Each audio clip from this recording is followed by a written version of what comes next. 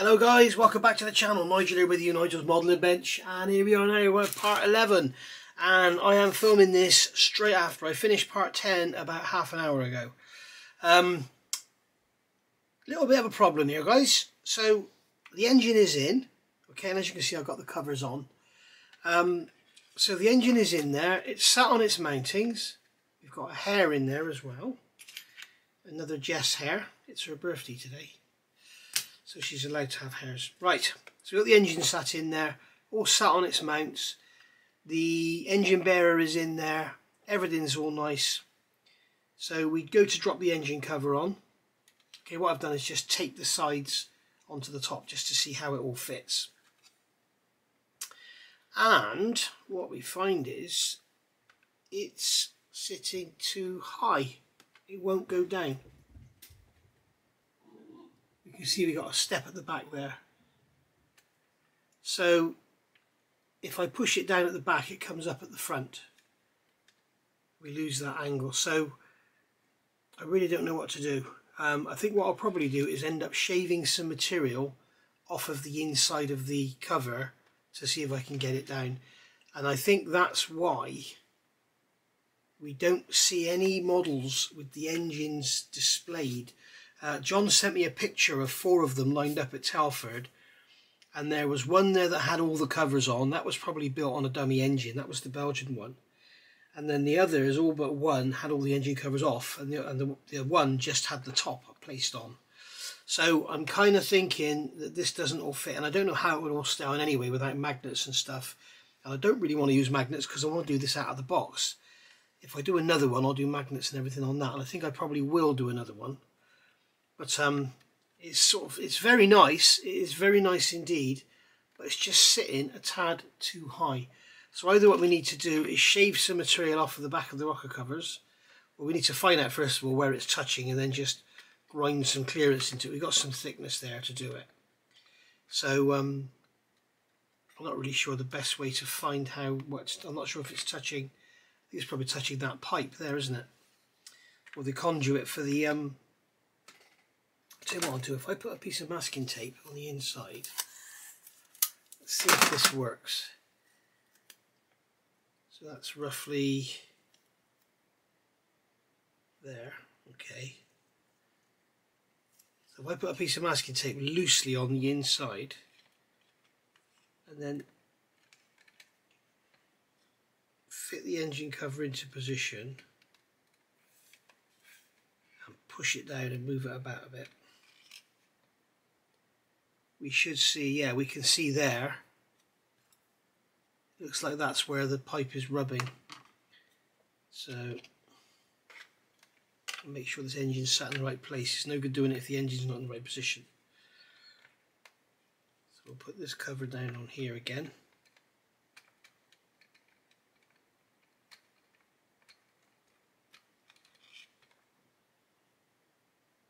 And it certainly does look like it's there, that it's pushing. So what we need to do is take these away. It really does look like it's there, doesn't it guys? Let's just try it again. Let's put that loosely on there.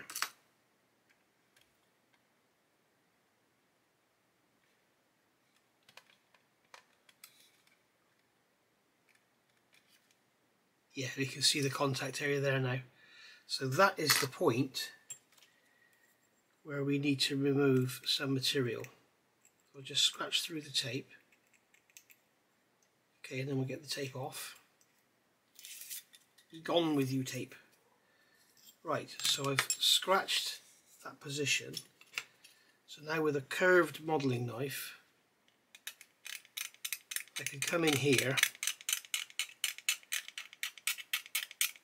and remove some plastic from this area. And if we hold it up to the light, you should be able to see through it in the thin area. If you remember, I did a review the other day of that wonderful book from Jamie Hago, and it showed you there about thinning the plastic out to go through and do the armour. To do the, not the armour, the damage, sorry. So that's the same sort of thing as we're doing here. We're going to look through the light and see if it's thin. It's quite thick in this area anyway, I think. So I think we're going to be pretty good. Let's just check that. Let's get my caliper. Yeah, it's like 1.3 millimeters thick, so it's plenty thick enough for this. Let's get our model out of the way.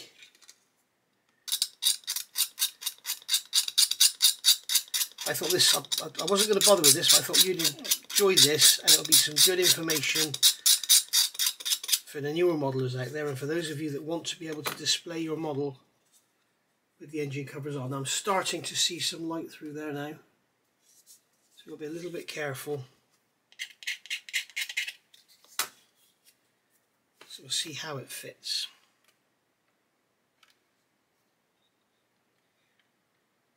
And straight away it's sitting there and it's not rocking around. So let's see what it's like with the side paddles on. Still got bloody red paint on my fingers. I don't know why I was so stupid as to go with that, because they wouldn't have had red paint there, would they, in the Second World War? Surely not. They would have just had they would have just been left, I'm sure. But as you know, I've gone with the polished sort of area, like they did on Cosworth engines, you know, with the ribs on the top of the cam covers, and people machine them off and polish them.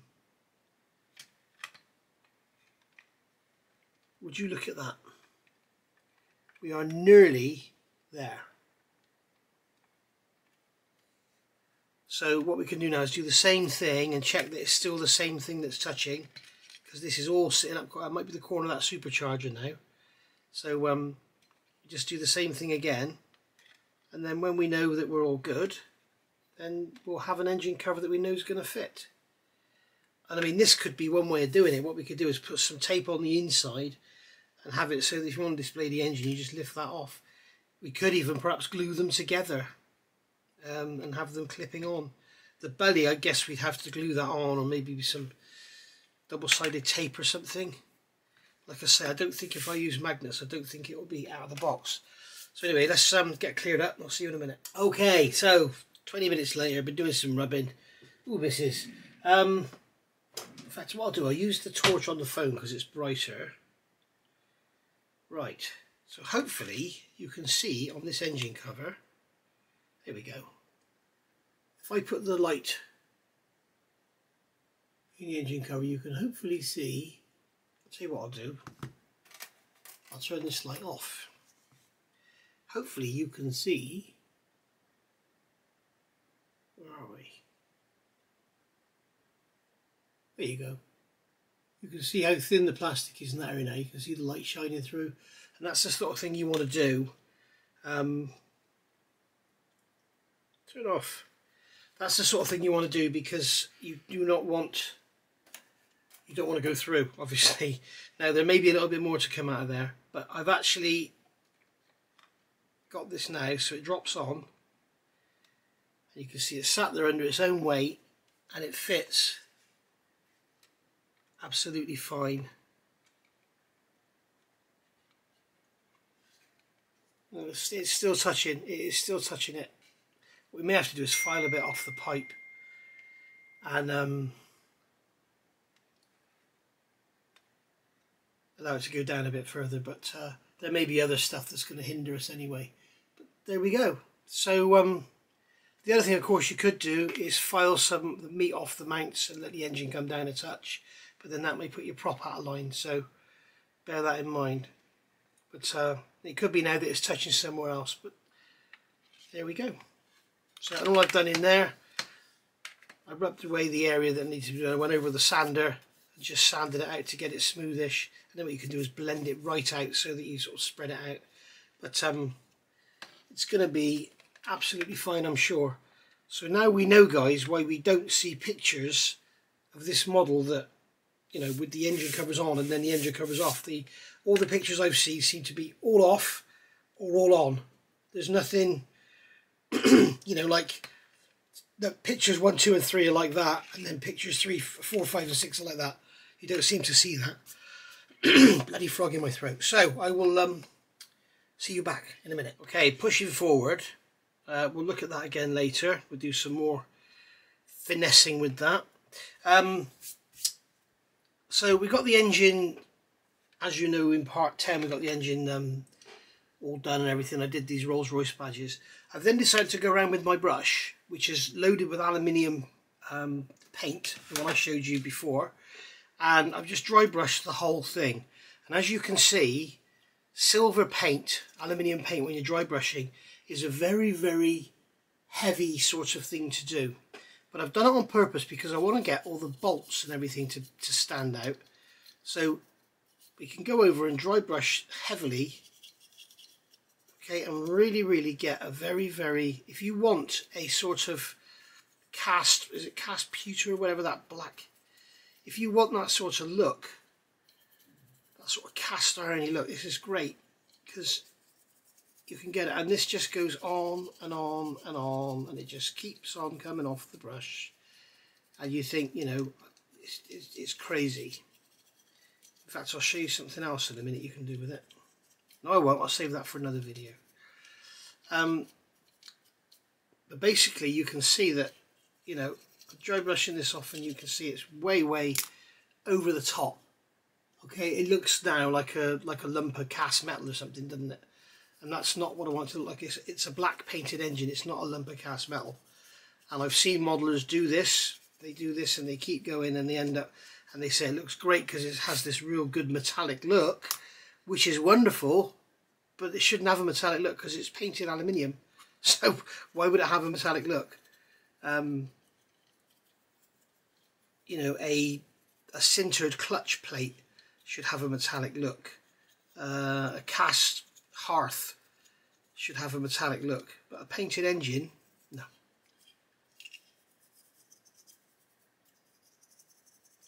So I'm doing this purposely to, one, show you how to go over the top, and two, I'll show you how I'm going to bring it back. So what I'm going to do now is mask off, not sure if I can polish them again, mask off these Rolls-Royce badges, and then spray the rest of the engine with a very heavily thinned black. And it will go on, and it will leave some of this showing through, but it won't be anything like as garish as it is now. So I'll do that, and then we'll show you the results. Okay, so as I said just now, pushing forward, I've now got a lot of work done on the engine. I'm going to show you that in a second. Today in real time is the 21st of December 2022, and it is currently just about 4:30 in the afternoon. I've read some comments from part 7, I think I put up yesterday in my time, but probably a few days ago for you. And one person in particular has asked me a few times now, would I please show the products I use while I'm doing the videos? I don't mind doing that. The problem is if I do it on every, if every time I use the glue I say I'm using Mk.IXc Thin, it's going to get a bit repetitive. So what I thought I'd just do is take the opportunity now to show you what I've been using during the construction of this kit. And then going forward, if I glue something, you'll know that I'm using extra thin. The trouble is, if you haven't seen this video and you don't see this one and you see part 12, say, or 13, then you'll be asking again what glue you're using. So it's very, very difficult. I have a very large audience to entertain, and I don't want to be, for the sake of just a couple of people, every video going, I'm using this now, I'm doing this now, I'm using this knife. You know, I'll do it now, and then that'll be it, and I'll perhaps do anything a bit unusual. So basically the super glues I use at the moment are this one here. So this is the Flexi 5CA from VMS, okay, and it's absolutely wonderful stuff. I also use this one here, which is the black Cyan Acrylate Slow Dry from MIG Ammo. That's awesome. This one here, which is the normal black. So this one is the VMS Black Thin, and this one is the black, okay. So that's my super glues. I've got various other ones, but I don't tend to use them. I tend to just use those black ones now. The glue, as I use Mk.IXc Thin Quick Setting, Mk.IXc Thin, and then the Mk.IXc Thin White Top. Very occasionally I will use these. These are the Mr. Hobby cements, only because the brush is bigger, so you get more glue. So for stuff like fuselage halves or wing leading edges, I may well use that from time to time. Sanders, I use these. You can see every time I put stuff up, it's got Premium Hobbies written on it. That's where it all comes from. Premium Hobbies down in Weston-super-Mare in the UK. And these are all my Infinity Sanders. So these are the little Matador sticks. These are called Matador. They're very hard, although they call them sponges, I think, but they are quite hard. So they're called the Matadors, and they're the smaller ones, and they go from like 400 grit up to, I think it's 7,000. Yeah, 7,000. And then these here, you'll see me using this one a lot. 400 grit Infinity. This is called the Zebra stick. It's quite hard and great for doing flat edges like you saw me do on the ailerons in that extra video that I put out. And they go from like 100 grit up to 800 grit. And then here we've got the sponges, okay, obviously, and these go from 400 grit all the way up to 4,000, and this is great for polishing canopies and stuff, and you'll see me using them a lot. And then here we've got the PE sanders, and there's a 10mm wide one there, as you can see. There's a 10mm wide, then there's a 5mm wide, 3mm wide, and then a 2mm wide, and then we've got the triangle ones, which I've never used. And then with those you can buy them as a set, and you get the self-adhesive abrasive paper to go on them. I've done lots of videos on this sort of stuff, so if you want to see more details, you have to go back and look through my videos. You can't expect me to do it in every video. It's crazy. But if I was restricted for money and I was just going to buy one set of these sanders, I would either get the Matadors or these. If you're into your big scale stuff, bigger models, you know, I would get the Zebra sticks, okay? If you're into your ship models and stuff, you know, a lot of small parts, mini arts and all that, I'd get them. Because these aren't very good for like sanding seams and tiny sprue nibs and stuff, but they're great when you've got great big wing halves like this and you need to sand the edges flat. So if I was restricted, that was the only set I'd get, is that one or that one. If you can go for it, get both of those. These sponges, I've used every manufacturer's sponge on the planet. These things I've had now for over a year, and you can see they're still in absolutely perfect condition. They are bloody brilliant. They are. I know that Ed, you know, Ed sends me stuff for review and everything. I'm always honest, and he knows I'm always honest, and if it's rubbish, I will tell you it's rubbish. These things are absolutely amazing. I mean, this one here, you can see I've used it so much I can't even see any numbers on them. Let me wipe it on a piece of denim. You can't even see the numbers on there anymore, but it's still usable. It's not, it looks clogged up, but it's not. You can hear that. They are fantastic. So there we go. As far as paints go, I generally use, as a primer, I generally use Mr. Surfacer 1200 mixed with Mr. Colour Leveling Thinners. Okay, please don't ask me for percentages. Mix it until it's fine that your airbrush will deal with it. And the reason I don't give percentages is this stuff, as it ages, it thickens up. And so if I say to you 50-50, when you get a brand new bottle and you mix it 50-50 with this, it'll be like water. 6 months down the line, you mix it 50-50 with that and it'll still be too thick to spray. I probably mix this 70%. And what I do now, I use the black as well. I keep a separate bottle of each, which is pre-mixed. And you can see in here, I hope you can see in here, you can see in there that it's very, very thin. Okay, so that's pre-mixed, ready for airbrushing. Mr.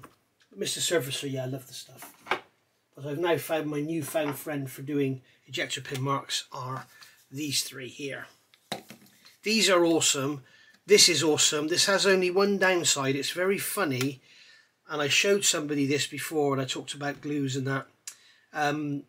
It sort of leaves little stringy marks behind wherever you it's almost like it's statically being attracted to stuff. It's weird. This doesn't do that, so it can't be static.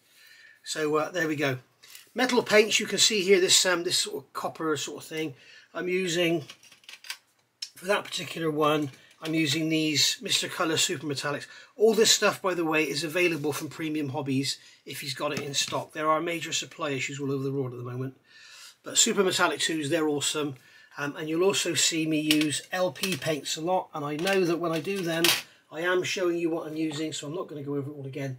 But LP70, gloss aluminium, if you're going to buy one silver paint, that's the one to get. So I don't need to go over that again because I've explained paints whenever I've used them. And I think that is about it. My airbrush that I generally use is an Iwata Revolution BR. It's got a 0.35 needle, and this is 12 years old now, I think. It's definitely over 11 years old, and I've never replaced a single part in it, and it's bloody awesome. I clean it with Mr. Rapid Thinners, Mr. Colour Rapid Thinners, which is great for thinning the metallic paints because apparently it makes them look better. I can't see it, but apparently it does. And then I use Mr. Tool Cleaner for proper cleaning if I really want to get stuff. You can use this basically as Tamiya Extra Thin. It's that hot. If you want to use Tamiya Extra Thin to clean your airbrush, if you've made a right mess of it, if you've left some paint in it and it's dried overnight, you can use Tamiya Extra Thin perfectly safely. Okay, no problem at all. And it will evaporate. It'll just clean it out with some thinners, and it'll evaporate. And just to prove to you I'm not lying, just so you know I'm not fibbing or trying to wind you up or anything. There we go. I'll pour some in there. Just like that. Okay, so I'm not fibbing, I do it myself. And there we go. In fact, actually, if you're going for a stippled finish like I've showed before, it'd be ideal, wouldn't it? You could spray that on and then but there we go. So it'll give your airbrush a good deep clean. So that's that. See how quick that dries. And that is basically that. The other paints I use for brush painting, I'm going to show you in a minute because I've been doing a lot of brush painting here. I generally use Viejos. These things are amazing. The aluminium for brush painting, and they also do a steel, which is amazing for brush painting. They're really good. And then I've basically got the basic game colour paints here, you know, orange, blue, and they are bloody awesome for brush painting. And I use them in a wet palette, which is over here, which has been kindly bought for me, donated to the channel by the lovely Wendy. And there we go, that's a wet palette, and basically that is a sponge with water in it with a piece of paper on top. And you can see I can put the paint in there, and that can stay in there for a few days, and I can still come back and use it. And then what you can do is come along, and if you want to make a sort of, like I've done here, if you want a metallic gold colour, you can get a bit of gold, put it in the black, and then you've got a metallic gold colour. And then if you want something a bit more silvery, you can grab a bit of silver, put that over here, put some of that black gold in it, and then make a sort of silvery colour, you know, and that's basically what you can do. And you can mix that up again, and you can see now you've got a nice colour there. And that's what I've done on my engine. And it's great for getting variations rather than just having silver, black, gunmetal. You can make variations of it all, and it's wonderful. Millions of videos on YouTube about wet palettes. I don't know a lot about them. I'm not very good at brush painting. I've already been told my brush painting is not good, or my technique is not good, but I don't care. I get the results I want, so that's basically that. And that, my friends, is about that. Knife I use is a Swan Morton Scalpel with a number 10A blade, and then for photo etch and stuff and for scraping out I use this one, which is a Swan Morton Scalpel. It's a number 3 with a number 10 blade. That's basically what I use. Tweezers, they came from Dave Coley's Emporium. If you buy a big kit off him, you'll probably get a free set in the box. Nippers, I use the Tamiya. These are the super fine, and these are the normal Tamiya nippers. I use them pretty much exclusively. I don't go to the expensive God hands and all that. I don't really see I need them because I get on great with these. I did have these bought for me, which was very generous from Keith. And these are the Master Tools ones from Trumpeter, and they're single-sided. And I'm only using them on one particular kit, which I must get unfinished, is that 1/48 Lank, which is... the idea was to see how they last, and they seem to be lasting very, very well. So they're good. And that's really about it. A lot of times you'll see me mixing paint. It's just basically a Tamiya paint jar upturned, and if I want a bit of this, I can put that in there and put a drop of water, mix it, and it saves getting the wet palette out. You can get these things here which you can mix all your paints and everything in, but why make all that mess if you only want a tiny drop of paint, you know, to paint the top of a spark plug or something. Just put a drop in there, you know. So that's what I'm doing there.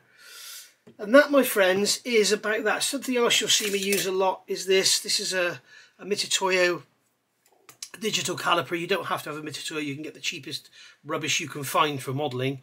You don't need anything this accurate. This is just I've been an engineer all my working life, and they basically, as soon as they get some wear on them, they will scrap them. And you can see that on these, the actual tips of the internal measuring is worn out. So they've scrapped them because they've got like a radius on them and a burr on the back. So they just scrap them off. They probably buy 100 at a time and get them for a £5 each or something.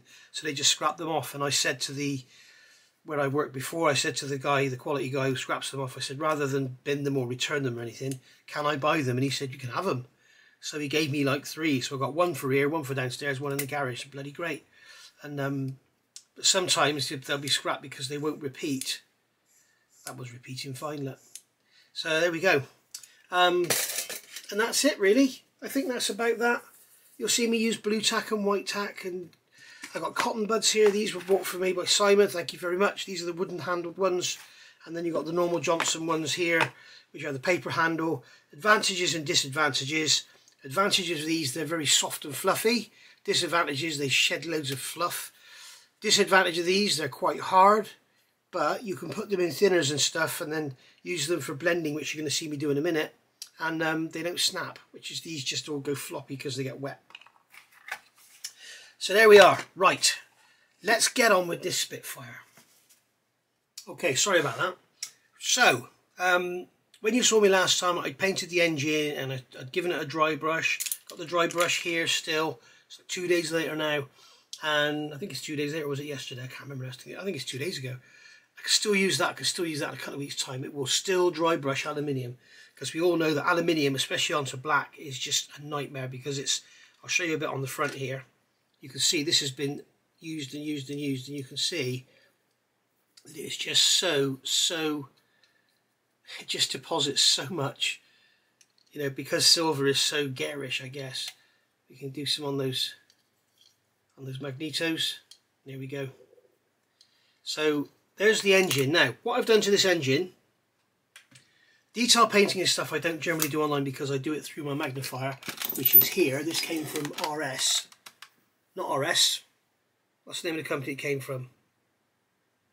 I cannot for the life of me remember the name of the company it came from, but it's one of those big suppliers like RS. About 58 quid. It's got a magnifier in it, so you can see that I can work under here like that. Work under there, and it's better than wearing those head magnifiers, I think. So there we go. So that's what I use. So anyway, and that's also used as one of my bench lights. You can see if I turn it off, it gets a lot darker. And I've just had a very, very generous donation from a gentleman who wants to help me out my lighting. So in the new year, I'm going to be looking at, I've had a couple of ideas, and I'm going to be looking at getting some vastly improved lighting for you guys, so we can get a more natural looking video. So yeah, so what I've done here, forget the detail painting a minute. If you remember when I left you last time, it had been gone over with LP65, which is like a rubber black.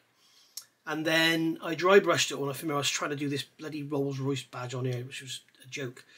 So what I did in the end, I've done it with a polished aluminium. And then I thought I'd be able to get a wash to stay down in the Rolls Royce bit, but it's not at the moment. Maybe I'll try something else, but basically that's what I've done there. And then I clear coated that, and then I masked it off, and then I went over again with a very heavily mixed Tamiya XF1, which is flat black.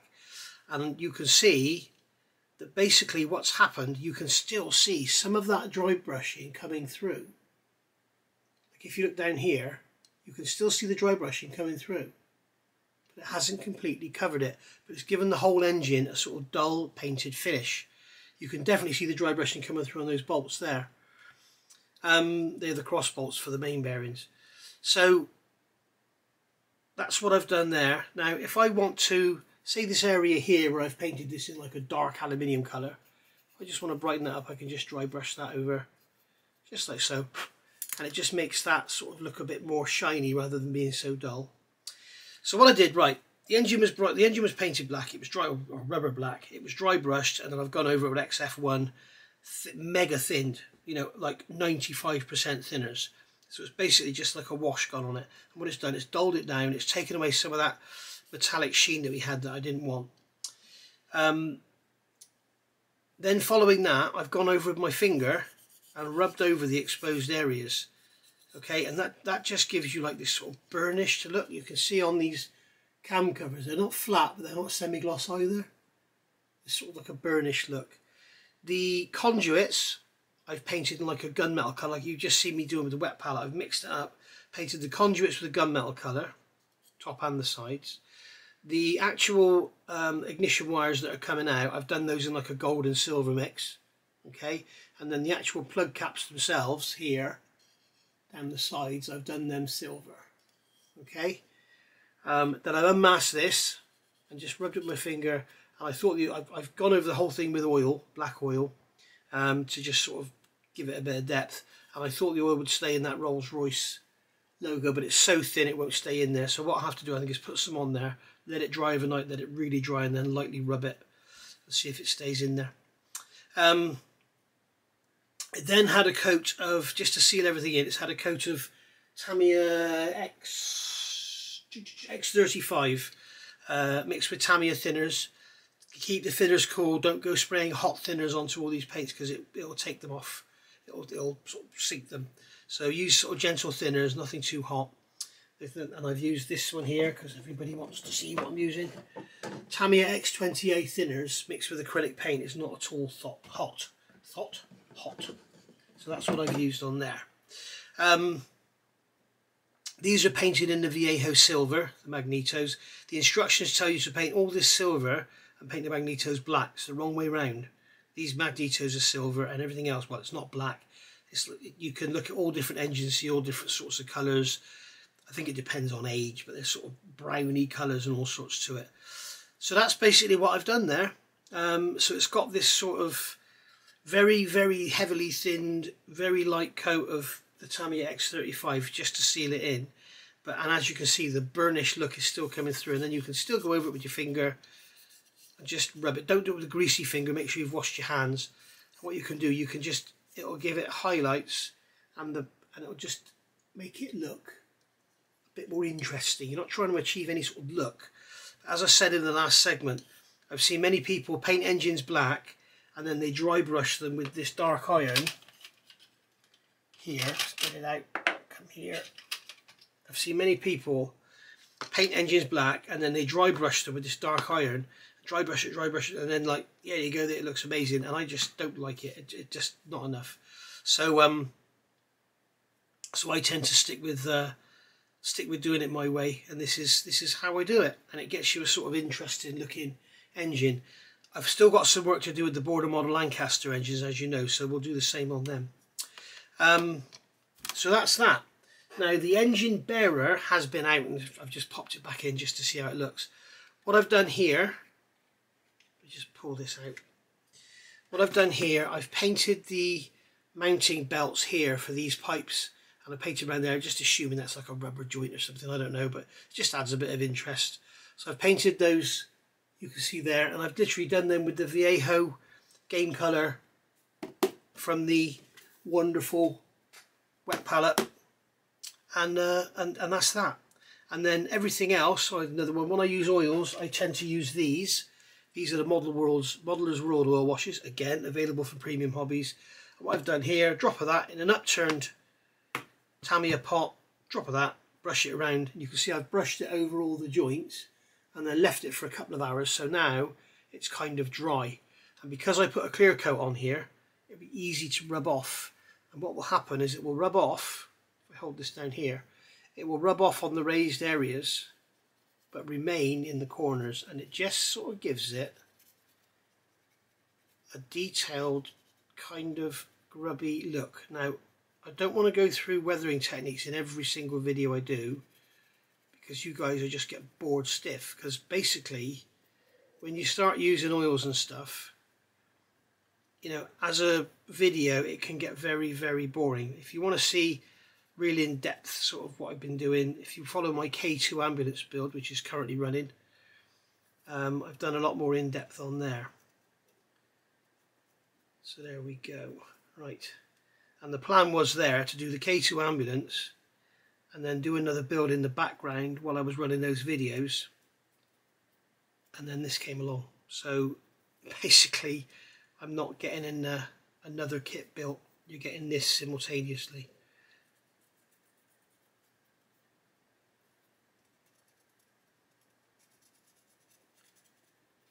There we go.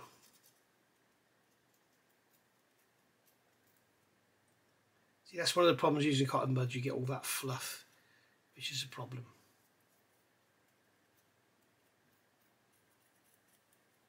So you can see the sort of effect you can get there.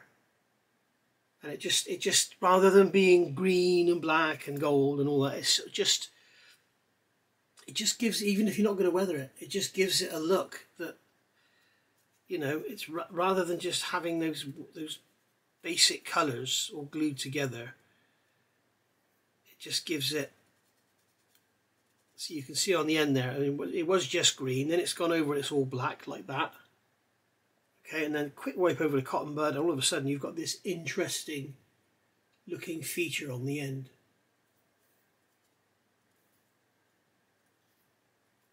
So there we are.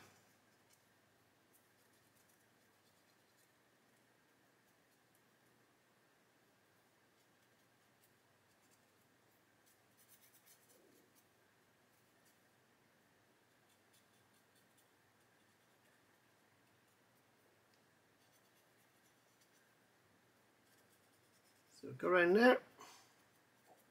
So I'm going to carry on doing this off camera so as not to bore you to death, and then I'll see you when I've finished. And there we go, all done and looking all nice and sort of realistic and shadowy and stuff, so that's cool. I haven't actually been able to do around the pipes obviously because they're not glued on yet. I've got to get the engine fitted and get those pipes connected, as you will have seen in part 10. Another thing that keeps coming up is about this thing with thinners. Somebody asked me the other day about how to get around this problem. They'd used enamel thinners and it had actually removed the Humbrol Clear acrylic matte varnish. It removed it, so beware of that one. But I do know enamel thinners is pretty hot. If you get yourself some of this, it's available on Amazon. Okay, as I've said before, I think it might have been in my Katie video I mentioned it. Be very, very careful when you buy this stuff. You'll see it on Amazon, there'll be a bottle and it'll be £8, and then there'll be another bottle and it'll be £16, and there'll be another bottle, it'll be £12, and you're looking at it thinking, why am I going to pay all that? I'll get the £8 one. The trouble is, you don't look at the volume, you look at the bottle and it looks bigger. You might be paying £12 for a bottle this big and £8 for a bottle this big. So, you know, be very, very careful. This one's 245ml. This was quite a reasonably priced one. Paybeo, I'm guessing it is. I think it's French. But it's yeah, it's French. But it's very, very good. Odorless mineral spirit, and it's nice and cool. It's not hot. It won't eat the paint. So what we can do then is get this on a cotton bud, and this is the beauty of these wooden ones. If you use the paper ones, they just all go floppy. And I'm gonna just roll it on a paper towel just to remove some. And you can see on this bulkhead here, okay, where I put the wash on, I've got a bit of a staining going on, and if I wanted to remove it, I could just, using the odorless thinner, as you can see, it comes off on the cotton bud. So you can get a far sharper look to your holes rather than having the black smearing. And this is one of the problems with washes. This is why I put a gloss coat on. Also on the top of that cross member there, you can see there's a thick black bit, and I don't want that there, so I can just rub it with the odorless thinners. It's gone. Okay, so that's just another little tip for you. If you're finding your washes are a bit hard to get off or whatever, try and always keep as well, try and keep the rubbing vertical, because things run downwards. They obviously don't run across unless it's like a gutter rail or something. But there we go.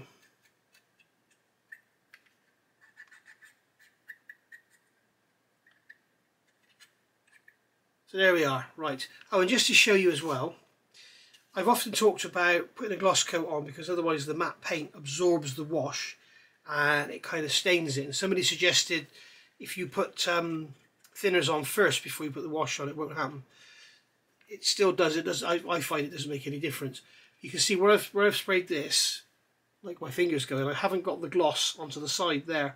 And you can see how much darker the side of that part is to that one. See how much darker that is where the gloss is. So,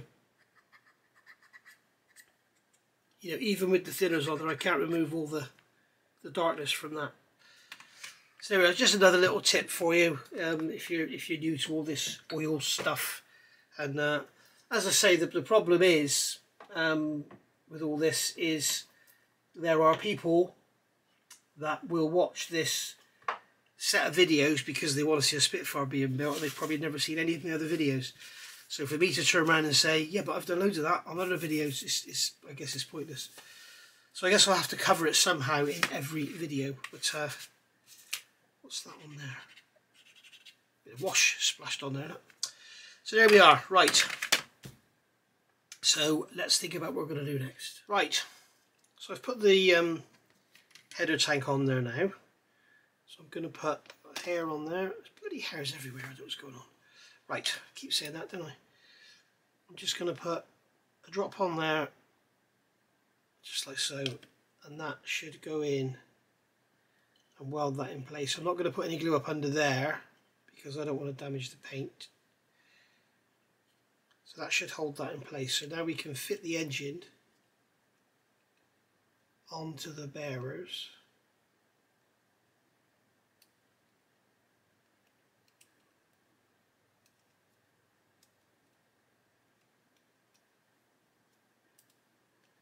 All the time trying to keep these pipes in.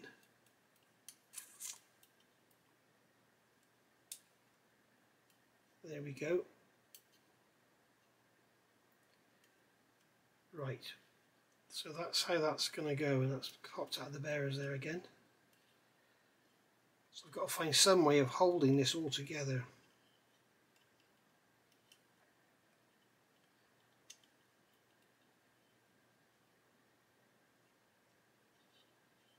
That's what I want to do now. You see, I want to get these tubes.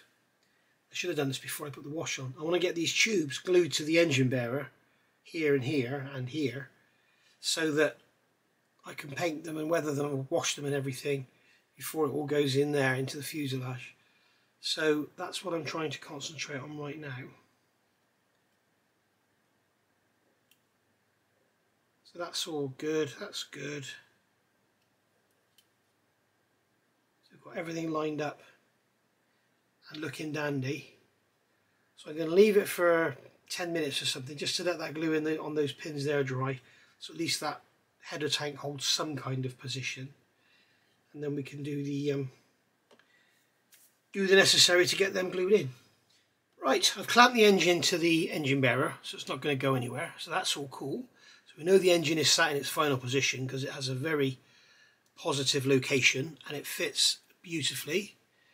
We have the pipes in place, and I have previously gone round and removed all the paint from the pipes and from the frame where they contact each other. So you can see in there, perhaps you can see in there, if my finger was in the way, you can see in there that the grey plastic is showing through. So that pipe there, I can push up and I can still move that around, which is not good. It's good actually having this all clamped together nicely. So what I'm going to do is, because this one has the right angle on the end and we have the alignment there with the frame, what I'm going to do is do this side first. So what I'd like to do is somehow clamp this in position. I don't think I can.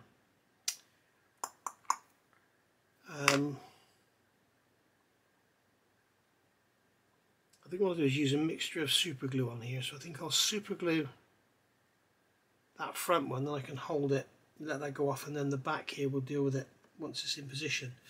Right, so let me grab some super glue. So this one is the Flexi-K CA 5K CA VMS from Premium Hobbies, and this is the black thin I'm using. Just put a drop of that on there. This is a Pringles lid, and this is what's called a glue looper. You can search around and find them anywhere. It's just basically a photo etched piece of stainless steel. It's like a glue applicator. So I'm going to pull that pipe out of there, get out of the way. Now I can see that we've got oil on there, which is not going to help at all when it comes to getting super glue to work. So I'm going to have to clean that off. Super glue will not work where there's oil present. Okay, so in the end on this one I actually used extra thin quick setting to clean out the oil, and then it glued it beautifully, so I left that in there. Then I've put some of the VMS super glue into this joint here, into that one there. Let's zoom you in a bit actually so you can see a bit better what I'm doing. There we go. So I put some of the VMS super glue in there, held that down with my tweezers, and that's clamped, and then this one here, you can see what I've done is put a blob of super glue on the outside and then just pull it up and let it capillary into the joint, and then with a cotton bud just remove the excess and then give that a little push down, and that will hold in position now. So that is all good. Happy with that. So we can come around to the other side. Let's just check that is actually, yeah, that's bonded. Let's come around to the other side. Now this one is quite important. We want to get that position there correct, where it's going in here. That's all good.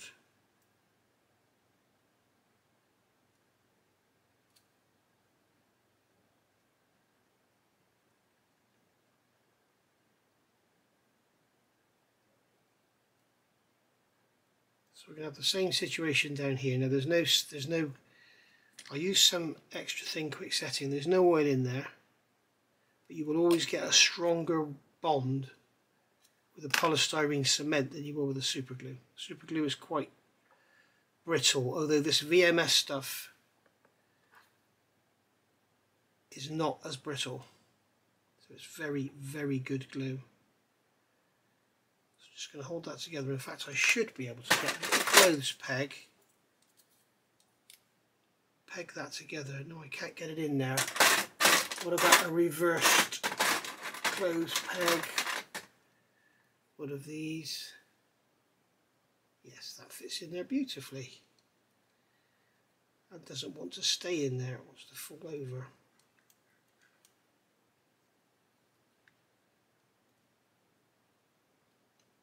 We can let that dry like that. So happy. And then with these gaps here, what I'll do just to improve the look, I'll put some super glue in there, and then we'll just paint a band of silver or something around there. There should be like big clamps and that on there, which I'm surprised at 24 scale they haven't included in the detail. But, all good. They're glued in now, so I'm going to let those set. In fact, that one there, look at that, it's very well made for what this is. You think this is all like lots of bendy pipes and everything. It's been very, very well made.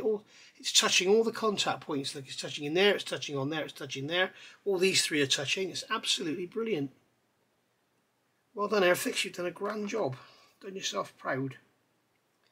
So what I will do is come in from underneath with my super glue, and I will just put a drop. Oh damn, I touched the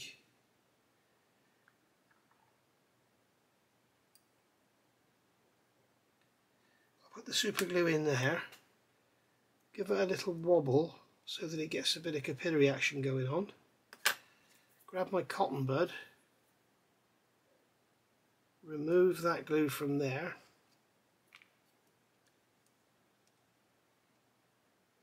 and then just hold that there for 5 minutes or 2 minutes, and it will be stuck together. And there we go. And there we go. So those pipes are all glued in now with a mixture of Tamiya extra thin quick setting and super glue. And then I've gone around and tried to sort of fill the seams as good as I can. These are hardly visible down here because they're rolling behind the wings. But you can see on there that we've got those painted in nice and silver. That's a mixture of silver and black, like I said earlier, give you that sort of variation in colours. So instead of just having it bright silver, have it like a grey colour. And then I've gone over with an oil wash just to sort of pick out all the detail.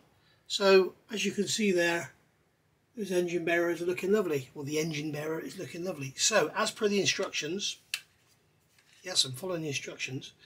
We can come along and fit this in. I know you've seen this before, but I know you'd love to see it again. So we're going to fit that in there, fit that top part in there, fit that one in there. And as I said earlier, I'm only going to dry fit this because it will stay there on its own.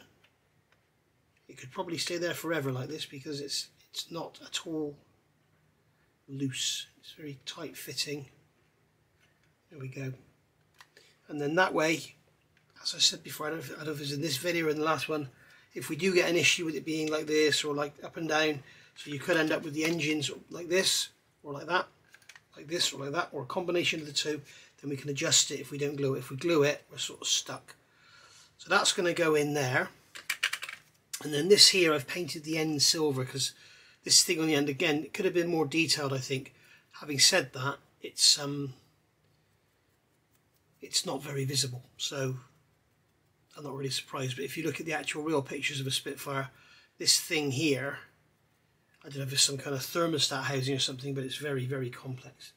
So that is going to go, once again, we're going to put this in here. Remember, that was quite difficult to do.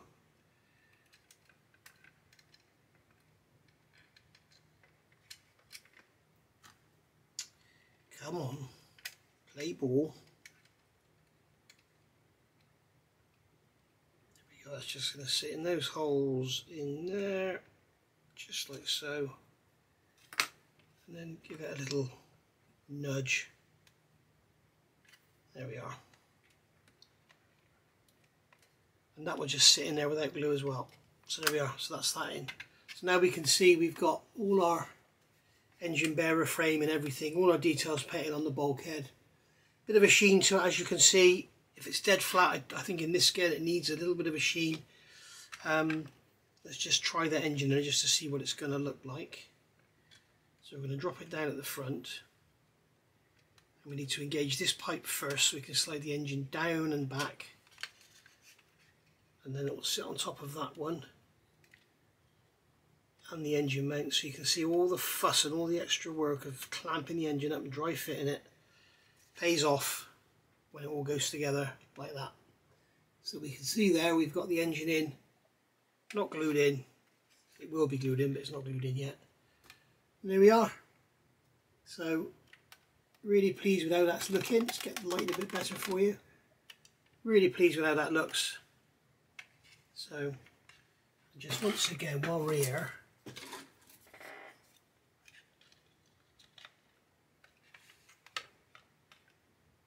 there we go, there's our engine covers on, everything's lining up lovely. So there's our Spitfire, looking like a Spitfire. Da, da, da, da, da. Right, wrong mark for Battle of Britain, I know.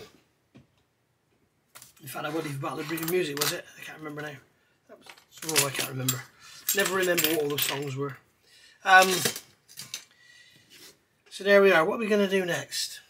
Alright, looking through the instructions, they're telling us next to put the engine in and fit all this pipework and everything, obviously. Fit the oil tank. And then fit these side panels in. And then right at the end, we're putting these fairings in. And I don't really understand why we need to put those fairings in last. What I would like to do is remove my engine, like so. So it's got to come up on this side, and then up and forward on this side, which is quite awkward. There we go, so we don't break anything. So the engine can sit over there. And I would like to fit these fairings now, excuse me, so that I can sort of put some paper in there or some masking tape, protect all that, deal with any sanding or filling or anything I've got to do here before we've got the engine in, because if we've got the engine in, there's so much more to mask up and everything, and if the oil tank's under here and all that, at the moment it's all sort of pretty open, and if we do damage anything, it'll be a lot easier to get in there and touch up the green or the gold now, you know, once that's in there, because that's just going to sit in there like so. It's a bit awkward to get out again. And you can see the fit is not very good. We've got a great big step here, the sort of step that we had here before I sand it out, so I'll do the same. So what I've done, see, this is going to be the problem, is getting these things out. I actually put them both in just now to see how they fit it, and it was very difficult to get the other side out. There we go, that one's come out. So that one's going in and it ain't coming out again, I can tell you, because we're going to damage it. So what I've done on here, I don't know if you can see it, try and improve the light a bit for you. On here I've come around with my little prick that Bill Drat loves so much, Alex. And on here you've got screws. So what I've done is I've made a mark in the centre of each one. I need to mark these as well. Well, if you notice, I'm putting the tool facing into the panel because otherwise it will just push off the edge. And because of the way this is moulded, they haven't included one there, so I'm going to put one there. Okay, do the same on this one. And all I'm doing is just making the marks a little deeper so that when we start sanding and stuff we don't lose them. And I've done that here where those screw heads are. Okay, and I've also gone around that little panel and scrubbed it a bit deeper and pop marked all the holes.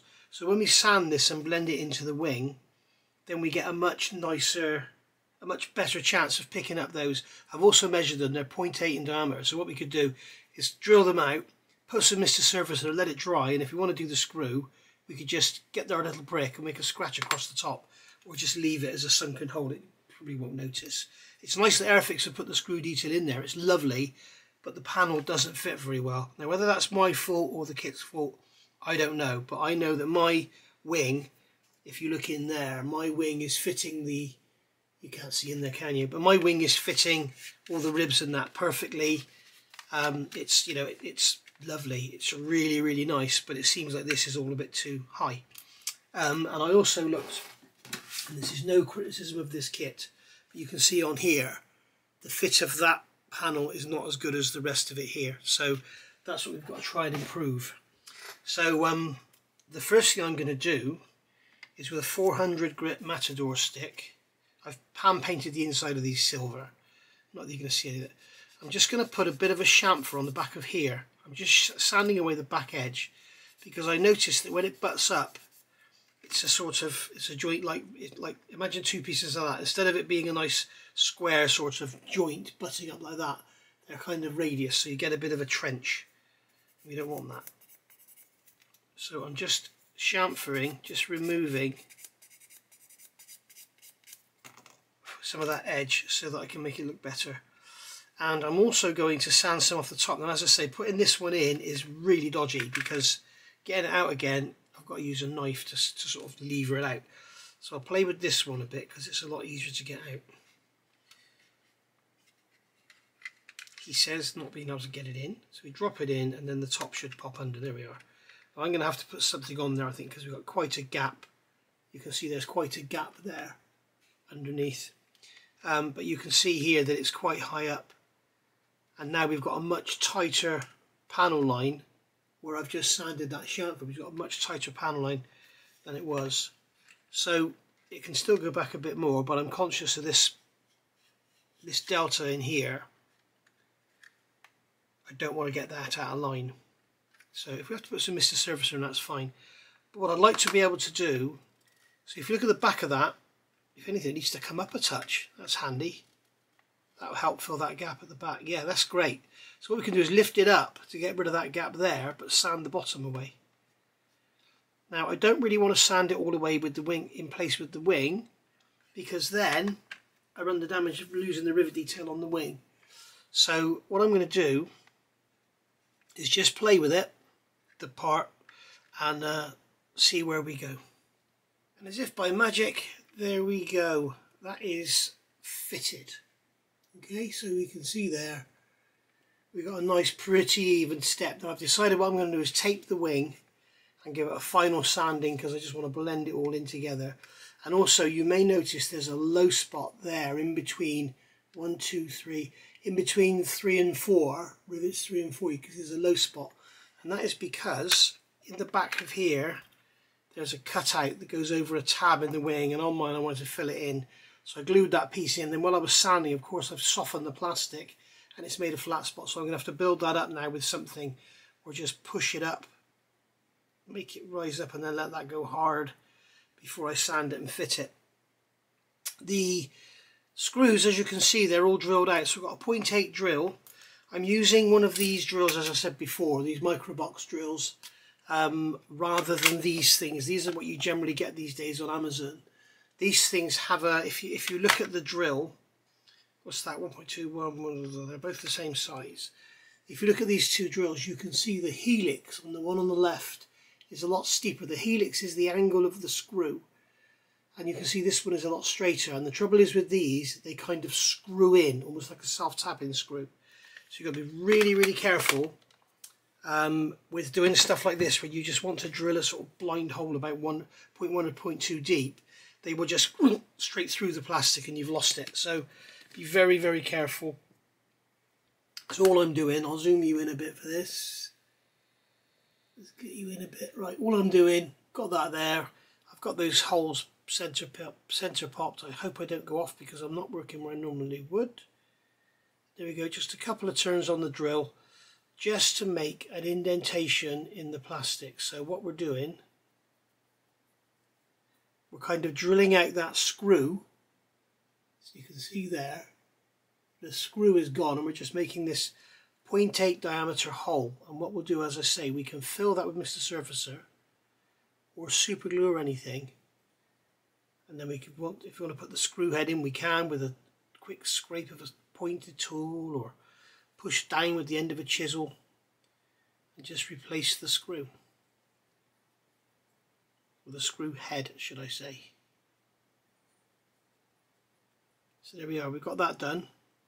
And then when we sand, I know I need to take loads off here, so when we sand, we can just sand away and we don't lose our detail because we've got those deeper indentations in there. So, and then when it comes to cleaning them out, we just get a pointed tool, go in there, just clean out the dust and then blow it out with your airbrush or something, clean it out the scribe lines. But you should be able to get it out easy enough. And then, as I say, that will fit in there, lovely, like that. We've got a much smaller, more uniform, more accurate looking step than the great big chunky thing we had before. So I'm going to do the other one off camera because I'm going to be swearing a lot. I think I'm going to try and get it out. This one I've had to just put a bit of like 10 thou packing underneath it just to lift it up to get rid of that gap. Hoping my fuselage isn't twisted in the sort of twisted while it was curing, because otherwise the tail's going to be off. But I don't know, we shall see. If it is, then we know we've made a mistake that you don't have to. But I'm really happy with how that fits in there now. I could almost just glue it in, but I think I'll do the other side first in case I want to get the engine, need to get the engine bearers out again. But there we are. So that's how that fillet looks. And I think that work is well worth doing rather than having the great big chunky thing in there. So I will see you all soon for part 12. This has been 11, hasn't it? That was a 0.8 drill, by the way. I will see you all soon for part 12. And when you come back, I will have done these and I'll probably have them glued in because I want to glue them in and let them cure before I start working with them. And then I'll show you how we're going to sand and blend and everything. So thank you for watching. Thank you for taking the time. Sorry we had a bit of this video regarding tools and glues and stuff, but it's what people ask for, and although I can't please all the people all of the time, I can at least try and please some of the people some of the time. So there we go. Alright guys, so I'll see you for part 12. Thank you for watching. Hope you're enjoying this. I really am. It's a beautiful little kit, and I'll see you all soon. Very soon I'm going to be painting these bullets as well. I've been asked to change the colour on these bullets, so I'm going to be doing that. So I'll see you all soon. Bye for now. Hang on, just a thought. I said bullets, didn't I? They're shells, aren't they? They're rounds. They're not bullets, are they?